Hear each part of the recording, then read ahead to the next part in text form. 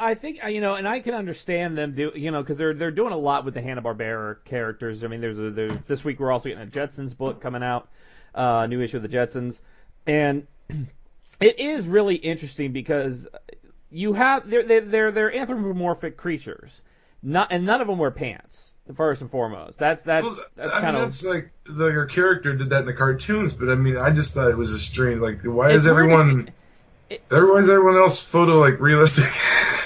They're these big cartoony animal guys. I'm looking at it right now, and I see Squiddly Diddly, and it's like he's got the tentacles, but his face is like human features on the squid body. Now, it's odd, right? That's the odd. That to me is kind of odd. I mean, I'm looking at it. It's. I think the story has impact. The story involves people that were blackballed and persecuted by the government for being communist or what have you, and it doesn't matter what. Like this is like Snagglepuss is a gay character in this. Huckleberry Hound is a gay character in this. You have Squiddly Diddly. He's just been introduced. We've barely seen what's going on with him. Augie Doggy is like a down on his luck wannabe playwright or something that wants to hang around Snagglepuss and see how the work is done. But it's weird to me that they're using like the Hanna-Barbera. Like they could have created regular characters for this story.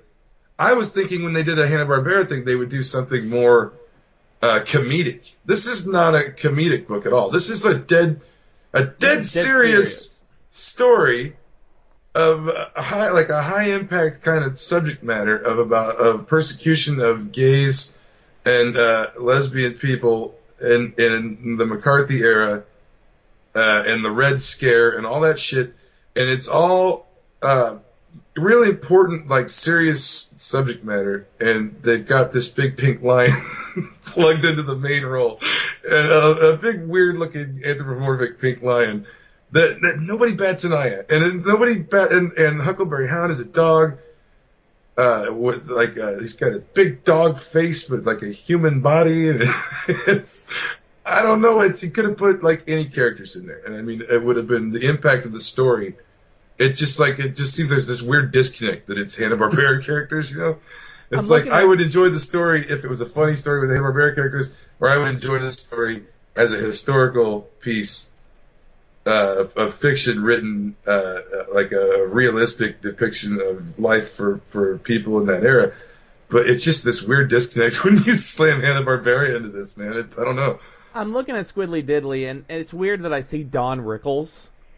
When I look at Squiddly Diddly, I'm seeing Don Rickles. But yes, I mean, it's a very serious story, and the story is good. It's just you got to get around those characters. You got to get around that it's an anthropomorphic pink lion, blue dog. Yeah, I mean, it's dealing with like fucking people literally being blackballed from the entertainment industry because they were gay or trans or lesbian or what have you. And it's a serious subject matter with these big, corny, blue and pink character cartoon animals. Like, it's just strange. I don't know. The stories, I can't fault the story. Can't fault the writer. I can't really fault the artist. I mean, it looks weird, but I mean, the art's decent. But I mean, it's just, the whole concept is just weird to me, man. But then it has the follow-up of Sasquatch Detective Anniversary, written by Brandy Stillwell, art by Gustavo Vasquez. You were actually excited for this one when you first heard that it was coming out. Yeah, honestly, I love the artwork. I thought the artwork looked cool on the promo photo they were flashing around for this, and I thought that it looked cool. But honestly, I guess just because it's a backup in this story, there's not much to this. It's basically the whole thing. I mean, there's some cool artwork in it, but basically the whole thing is, hey, it's her and her partner. And then it's like they're flashing back to all this stuff they did for like 2 pages. And like that's basically it. It's like, hey, remember when we did this? And it's like all these funny situations they were in. And it's like there's no story to it yet. So it's kind of hard to review. It's just like an introduction to the character. So it's... I mean, we're hoping that they do more with the character because we're both huge Sasquatch fans. Yeah, apparently it takes place in the world where Law and Order SVU is real. So apparently it's supposed to take place in the real world. But there's not enough to it for me to even really review it. It's just an introduction to the character. I mean, as far as it goes, because it basically all the dialogue is, hey, remember this, remember that, remember this. The whole thing. There's no way to tell if the writing is going to be what kind of storyline they're going to go with it. There's no, or if they're even going to continue it. I don't even know where they're going to be next with this. But I mean, it's artwork. I can't fault the artwork. It looks pretty good. But there's just not much to review writer-wise. I mean, it doesn't really. It's just like a look back, like a kind of here's this character, here's this wacky detective duo, and this is some of the stuff they've done, and look for what they do next. That's basically what it is. The Swamp Thing Winter Special. Great. I thought it was great. Fantastic. I absolutely love this one. Let's talk about this a little bit.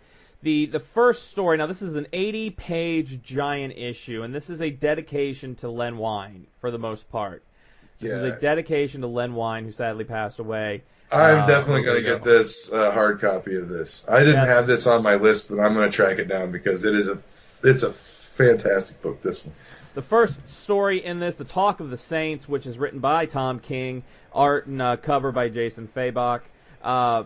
Fantastic. I mean, just fantastic. You guys... It hits everything with art and story. It's minimal. It's real minimal, but it's impactful and like it's you know, I don't know. It's really. I just think it's really good. I'm really running out of adjectives. So Swamp Thing is in this blizzard snow world with this little boy, and every page it's kind of like Swamp Thing's kind of like fighting to keep going because he's disconnected from the green because it's all snow. He's disconnected from the green. It's like this eternal winter that keeps going and going. And the boy is constantly saying, he almost had us yesterday, the monster almost had us, or you fought the monster. But they never show us the monster. You never get a glimpse of what's chasing them, but they have to keep walking because this monster's on their tail. And that's cool, and like it's like you keep waiting to see the monster as you turn the pages, as you're reading it, or, you know, as you're looking through it, you're like, where's this monster? You're waiting for it, and it starts to dawn on you what's going on eventually. Yeah, and I mean they come across a bear who's hungry in this eternal winter. Come across other humans in this. That's the bear part was really heartfelt. That was like really a kind of a sad part. You could tell Swamp Thing didn't want to kill it. He didn't want to. Yeah. And he even gave it the speech like, I don't want to do this, and when this snow is gone, I'll come back and find your spirit and I'll guide you home. And he kills the bear to save the boy. The final pages of that story of Swamp Thing is just a brilliant, you know. Yeah, man, that's probably I'd say that's my pick of the week. Is that Swamp Thing book? That's amazing. It's good. Definitely, the Renegades pick of the week is Swamp Thing Winter Special, and then there's another story in here which is it's the story written by Len Wein with pencil and ink by Kelly Jones. Which I love Kelly Jones too, and that was like the dessert on awesome steak. You know what I mean? Yeah. Like that was no dialogue in it at all. It was just told. There was no script really written or finished for it. So it's just the art and the kind of direction, I guess. And it's great because it's Swamp Thing. Solomon Grundy's in it. You get to see some of the more weird transformations that Swamp Thing can undertake, and how he can travel around. Cool. Just a beautiful work by Kelly Jones. And Kelly Jones Batman shows up. Yeah, it's all really good. The Swamp Thing artwork is amazing in this. I mean, I love that Kelly Jones Swamp Thing look too. I've got some of those.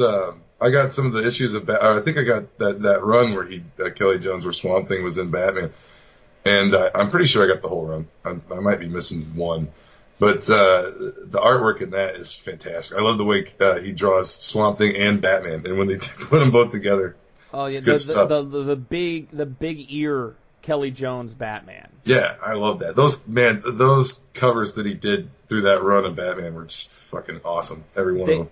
They give you the actual script for the story from Len and Kelly Jones. Yeah. Uh, It wasn't finished, and I think they said that's the reason it wasn't complete, so they didn't want to put incomplete script in there. yeah. But a nice little tribute to Len Wein. There's some good pictures of Len in here. There's a really good art that they did, that they had commissioned, that Dan Didio had commissioned in conjunction with Marvel. And it's an art piece of Len with Swamp Thing and Wolverine, and then a miniature, like, little statues of Deadman and the Hulk. Yeah, this issue, I'm not sure how much it's. What is it? How many pages? 80. It's 80 pages, yeah. It's going to be a little more pricey than your average issue, but it's the winter special, and definitely get it though. I mean, I'm going to get it.